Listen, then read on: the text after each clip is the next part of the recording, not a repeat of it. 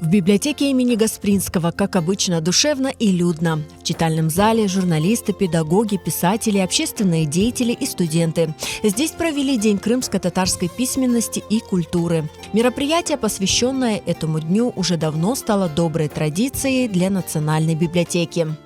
Организовываем выставки, делаем презентации. Ну и, конечно, основное мероприятие, приглашаем известных наших педагогов, которые рассказывают нам вообще о истории создания крымско-татарской письменности. Что касается культуры, это выступают наши молодые студенты, молодые артисты, которые тоже на своем родном языке исполняют песни, фольклор. То есть каждый год разнообразная программа.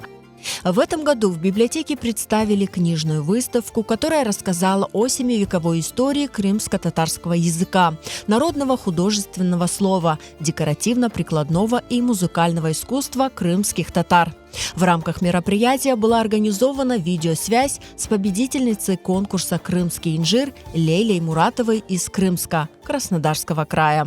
Onun iki masalı ve bu bir hikayesi derç etildi. Onlar hepsi Kırım İnciri konkursu için yazılgan edi.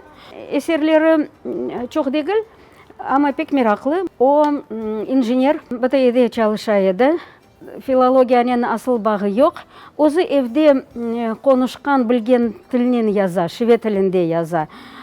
Anası babası Kos köyünden tamırları ve buna şu demek şivede öz eserlerini yaza. Bunda meraklısı şu ki o hem şive hususiyetlerini bizge takdim ete, saklay. Hem de süjetleri zemanevi talebeler için, balalar için, adamlar için meraklı.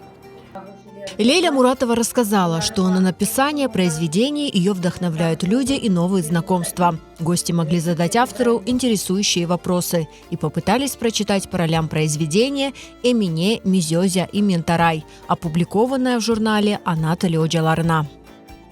O da karmaktan balık tutaydı, şaşkan edim o vakit. O gerçekten halk söyleyen gibi cadı mı? Bilmeyeyim ama kimseden konuşmayı pek kalgacı ve sert olganı doğru. O Kırım İnciri konkursunda 20. senesi galip çıkan edi. Pek meraklı hikaye, terbiyevi ebette manası var. Bu balalar için yazılgan hikaye. Мероприятие своим прекрасным пением украсила победительница конкурса «Джанлы Сес-2018» Мавиле Мамбетова.